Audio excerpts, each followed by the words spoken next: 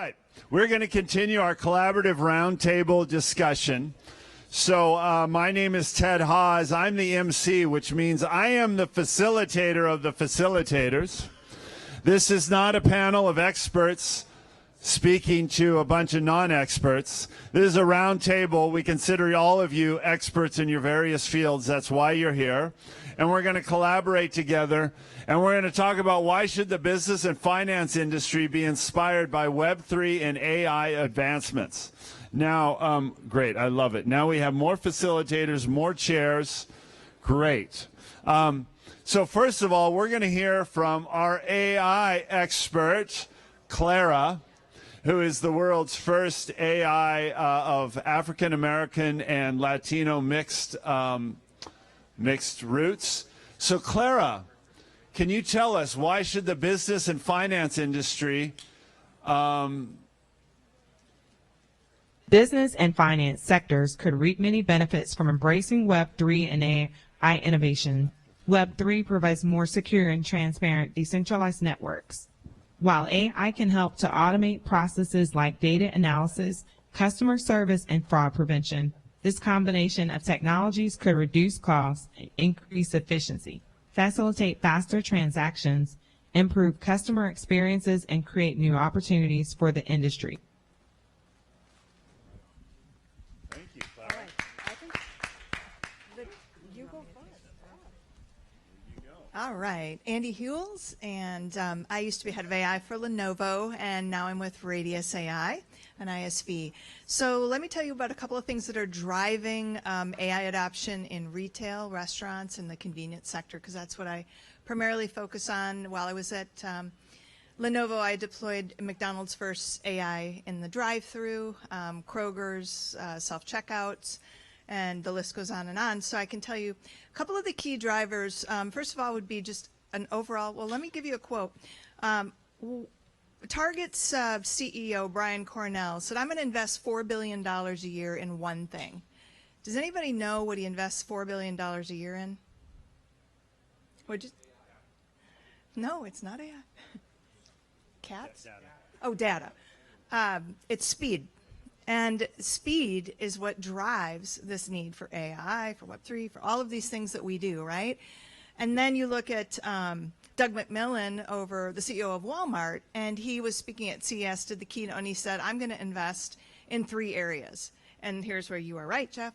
Data, big data analytics, robotics, and AI. Right? So this need for speed, it needs to come from the top too. The second area is the lack, we don't want customer friction.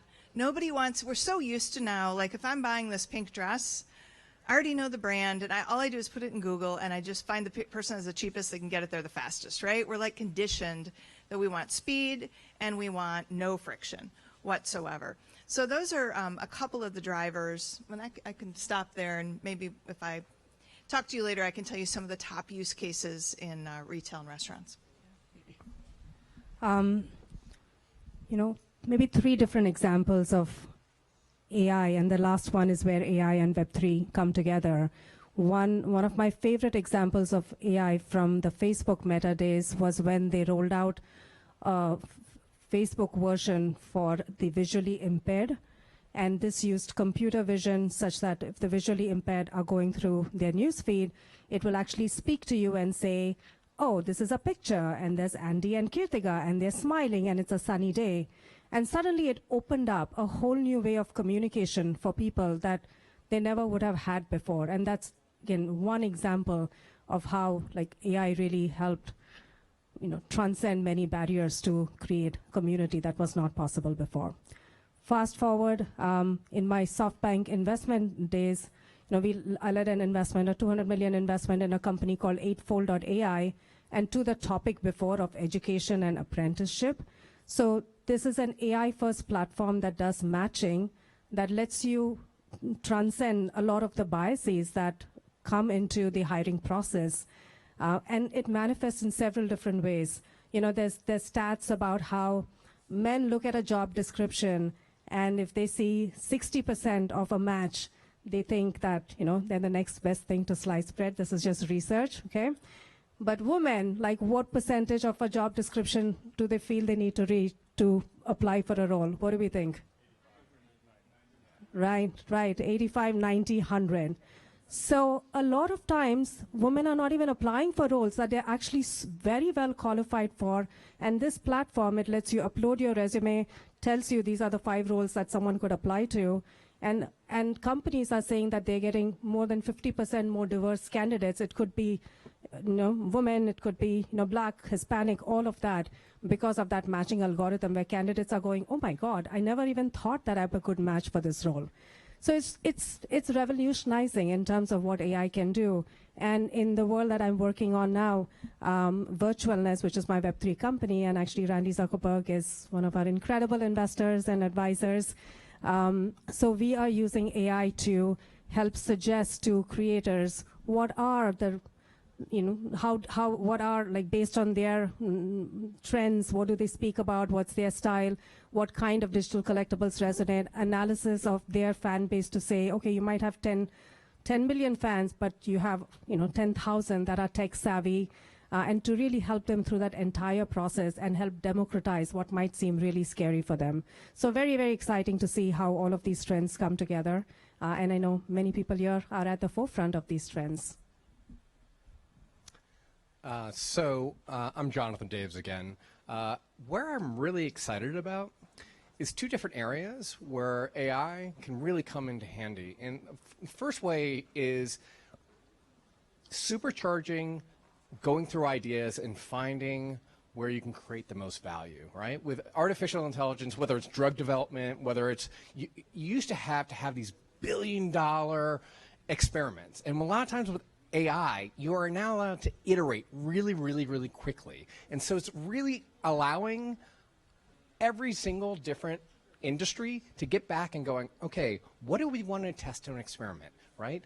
And that's what I teach, right? It's not about having like, oh, this is the right idea. Is what is a series of experiments that you can put in, and what's the data that you get back? And with AI, you're allowed to do that. And so it's really supercharges a lots of different decision making. So that's one area where I'm very much excited about. Well, we talked about finance as well. And what I'm really excited about is how AI can supercharge entrepreneurs who come from different backgrounds, right? And a lot of times we are, the people who went to the right schools and have the right backgrounds, or even born in the right country, they have access to capital. They have access to a certain network of things, and it's unfair. It's a fundamentally unfair process. And what I'm hoping that is we get AI to allow to see these entrepreneurs and the value that they can create, and really allow them to sift out and give them the resources that they need.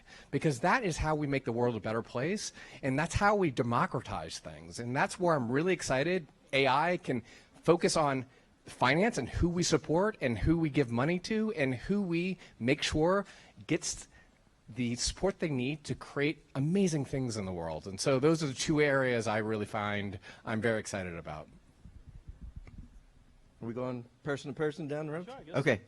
So, Mance Harmon, Hedera Hashgraph. When we look at what's happening in Web3, we see the intersection of several technologies that are going to fundamentally change the world of finance. It's tokenization. It is, we'll use stable coins. It could be CBDCs. The ability to use tokens for payments, in other words. And it's DeFi, or decentralized finance. There's an entirely new tech stack that has been built up in the first version of DeFi. I'll call it DeFi 1.0. It's what's happened over the last 3 or 4 years. And it's just, the idea is simple. It's just you're using tokens with platforms to borrow and sell against the assets themselves, the value of the assets themselves. Very rudimentary, very early stage. But when you take that, those 3 technologies, and you combine them, what it means is that the future is going to be tokenized. We are going to live in a tokenized world. Everything you see and touch is going to have an associated token. And the reason, and it's not just physical objects, it's anything that has value is going to have an associated token. The reason is that everything that flows through a supply chain, anything that gets manufactured or produced, is going to end up having a token that's associated with it. You have raw materials that are going to flow into a funnel that are then used to produce some widget. There are going to be tokens associated with those raw materials. It's going to record the provenance of the materials themselves. It's going to record how much energy is consumed when transforming those raw materials into finished products. The products, call it tennis shoes. The shoes themselves are going to have a token that's associated with those shoes.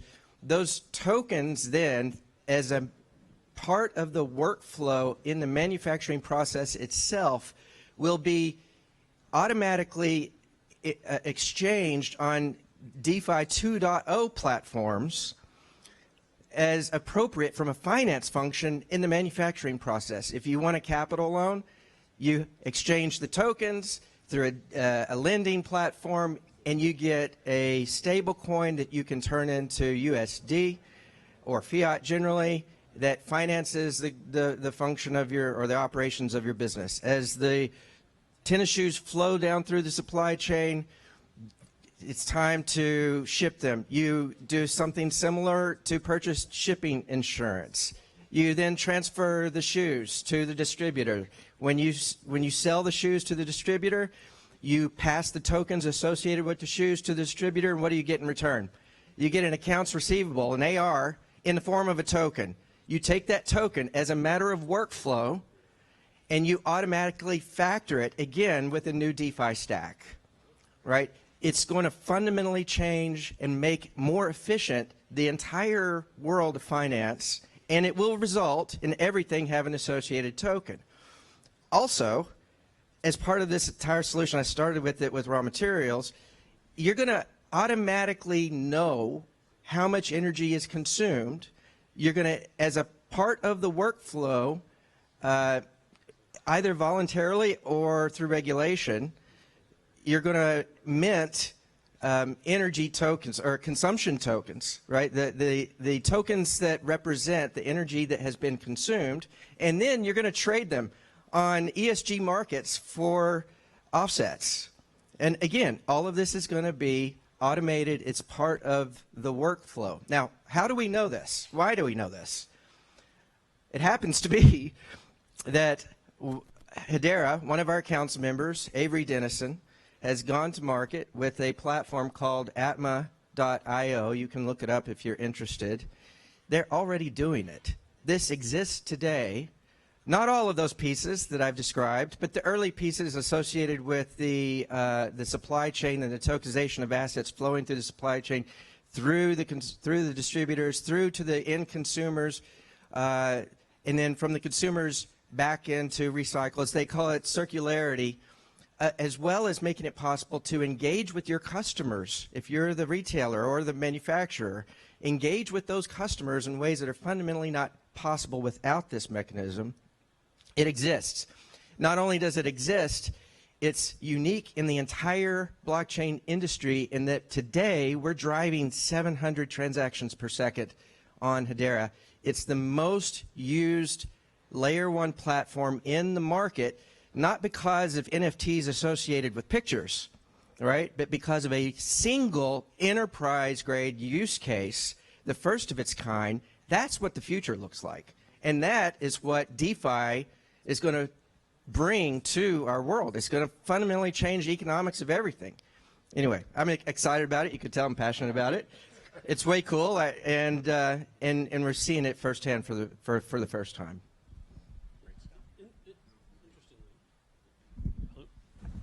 Interestingly, we actually built a layer 2 using Hedera as our underpinning. So that's the really wild part.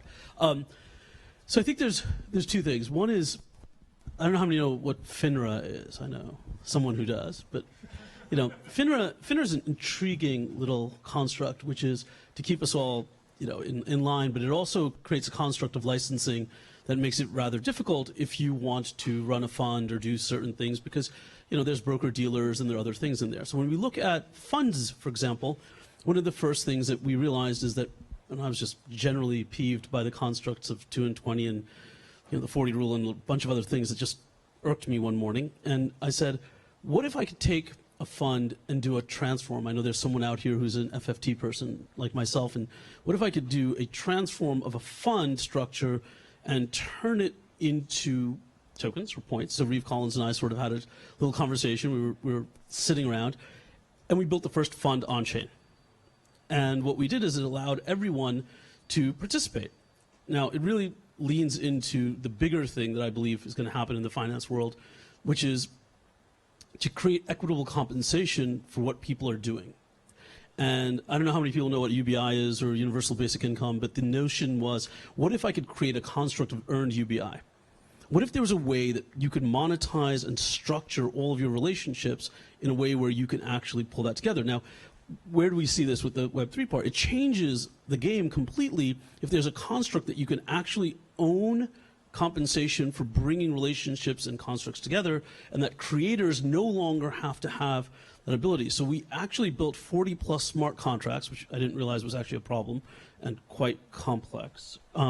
We then built our own layer 2 also because I was in a basement and wasn't really paying much attention, and we're old. So as I tell people, not OG, just O. And the other part of it was you can actually do something fairly amazing. If you remove the construct of the way that the current regulatory system works and you can move into a meta framework where it's, like you said, tokenized, I can then do all the complex math and all the other things and then print back out to an LLC or to whatever it might be. The future is that all of these self-auditing structures become very, very powerful.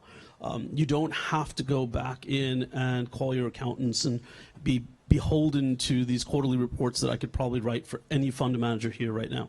Right? We led a round where SoftBank followed. This was in EdCast, and Vision was afterwards. But we had done this early on, and little old us at the London Fund were doing these, and I decided I'm going to give up AUM from what I was doing and become a reformed venture capitalist. And the idea was, could we do this? And I think we achieved something that was pretty cool, but the side effect and what we're showing most of our portfolio companies that you can actually build a structure of earned UBI, and that people can have long-term monetization flows that don't escape them. And I think that that's going to change finance and the world, right? This is the big thing that's underneath all of what we're doing. And it's all because, like you said, if I can create attribution for a relationship because somebody brought in somebody, and for the life of that relationship, you get earned UBI, then you can go off and become whatever you want to be. You could decide to garden. You don't have to sit there trying to figure out how to go in there and meet your quota for next year's sales. You don't have to go out and sort of be on the treadmill, because you're taking what you were able to do, crystallize it, and pull that forward. So this is, this took us a long time. It took us 3 years to build, and we just sort of turned the corner recently, and now we have about $500 million of dollars of sort of value that we've structured and stored. But most importantly, I think we've created the first reward structure system that every player gets directly and real-time comped. So I think that's going to change a lot.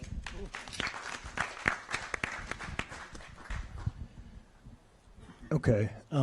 So one of the things, I'm an investor. My name's Justin Abernathy. We represent a private capital fund and a couple other funds, and we're one of the lead investors in Influence that Alex is talking about, which is pretty remarkable.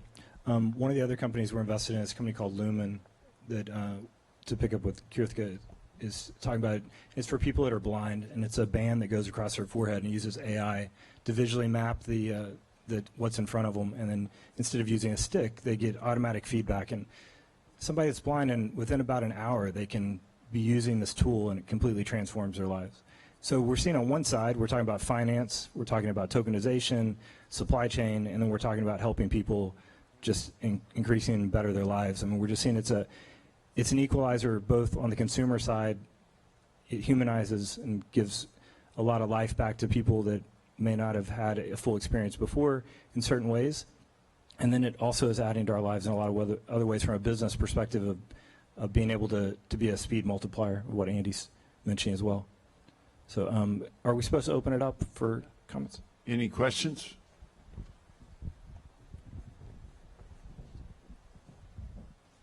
Think of some good hard questions for these brilliant guys up here. Let's wake everyone up. So how you doing? I'm Pat Moore.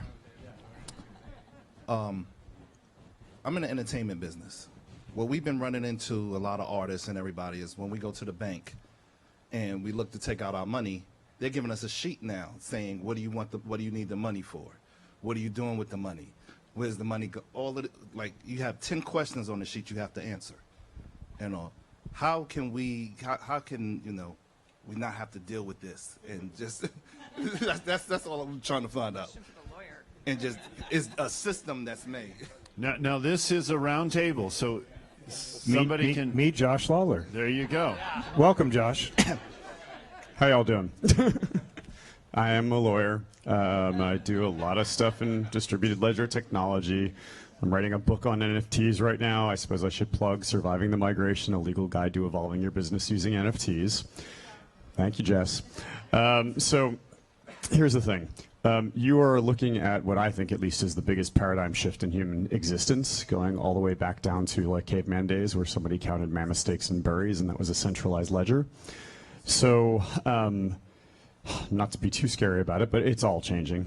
The regulations that Alex is mentioning don't fit anymore because they're decades old, and the technology is moving a lot faster than the law can move. The questions that you're being asked kind of make sense in the sense that the government is struggling mightily to try to plug some massive holes that it can't control. And that tends to come down to things like trying to avoid, human trafficking and other things that are really validly you want to do. But it's going to require really an entirely new set of regulation and candidly possibly a new set of constructing and writing and enacting legislation because we just can't keep up with it right now. But that's also really super exciting because as Alex was mentioning and, not being a fan of 2 and 20 and everything else, there are a lot of new potential paradigms, and it is across like everything you can imagine. I mean, it's identity, it's medical records, it's art, it's music, it's entertainment, it's athletics, and it's a whole bunch of stuff. I personally think the killer app for NFTs is actually going to be rights and obligations of contracting parties. In every contract, do you know anyone working on that? Maybe a little bit. We'll talk. I have some side projects also. But anyways, I don't want to take over the whole roundtable, and I can keynote on this, so who's next? One of the interesting things, too, and I'm going to be a mic hog now, is like what is happening with financial wealth? Like we talked earlier, too, like there's a whole world of people who are unbanked. So there's one level of people, but then there's another group of people who are high net worth individuals who'd like to be moving their money around. I mean, just even with the cannabis regulations, now you have in some states a legal business, but federally not approved. So if you've invested in a cannabis company in one place and you're making tons of money, but now you want to put some of that money into a vodka company in New York, you can't move it out. So how are you able to do business and have sustainability? Obviously not in the old model, but where is the new model coming in? I mean, a lot of us, obviously everyone here knows about blockchain and crypto, and I'm sure all of us are investors in one way or another, but it's not happening fast enough in some degrees. And education for a whole level of people, and what are the tools that they should be using to feel educated and safe about their migration? Okay, I'm going to take the mic back on the migration point. There's a tension that you have to acknowledge, which is that there are bad people in the world who want to do bad things. And a lot of the regulation is intended to cover that fact. I'm actually, if you want to get hopeful for a second about world peace, I think world peace comes to us through Know Your Customer and anti-money laundering, because it's the one thing almost everybody, North Korea, Iran aside, can agree on. And the Financial Action Task Force out of the G20 is doing some interesting rule proposals to try to get a handle on that. So that's one piece. But at the same time, on the other hand, you want to preserve privacy and your ability to do things. You want to preserve your right to legally participate in things and not necessarily have the government breathing down your neck. I don't know how many people are familiar with what happened with Tornado Cash. But for those who are, basically the government came in, took a legal business that some people used illegally, shut the whole thing down, including the accounts of all the people who were using it legally, which, highly unconstitutional for anybody who's keeping count. but at the same time, you understand why they did it, because human trafficking, terrorism, etc. So all this becomes a really big challenge, which is something everybody in this room is up for addressing in one shape or another. And I don't know, did I answer you, Jess? You got it? Is Jess satisfied? No, definitely not. Jess? There's a lot of work to be done here, and I think this is the opportunity in the room. Why don't we share it with Jeff? So I think of that question, and I also think of like the basic needs of like a home, right? Shelter. We all need shelter. Last night I stayed in one of my dad's. He's got several apartments in the first skyscraper of Los Angeles, west of the Mississippi. Way back when it was the very tallest skyscraper. What was interesting is that when I showed up after our event last night, he had a concierge person, Erica, fabulous, who she met me when I went and parked the car. She let me up to my apartment, and then I had a carne asada burrito within 5 minutes, and everything was just on point. And as she did everything, I thought, this is something that can be done virtually.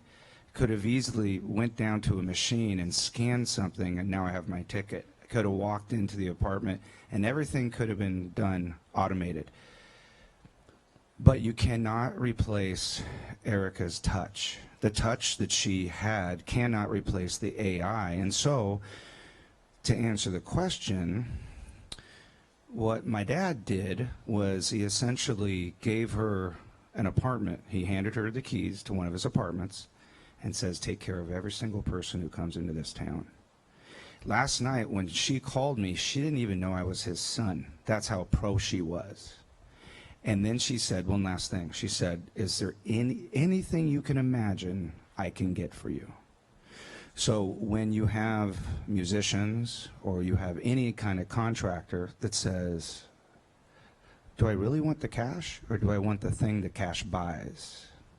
So I get my free rent, I get my free car, I get to walk in and get groceries, because all you're doing is trading cash for goods. And that's where I think the future is. And we had, the panelists were saying we're going to trade some of our time for credits, UBI, whatever it is, right? She now has a condo in downtown LA that's prestigious because she puts in the sweat equity, and there's that trade, and no cash has been traded. So that's the future. That's beautiful. Thank you. Thank you so much for all of you participating. We've got to keep moving forward with the program. Thank you all. Let's give a hand to our facilitators, our panelists.